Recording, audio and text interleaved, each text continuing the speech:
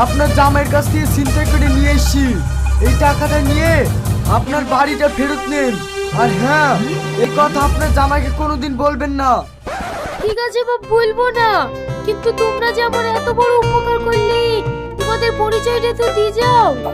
আমাদের একটাই পরিচয়, গরিবের জওয়ান।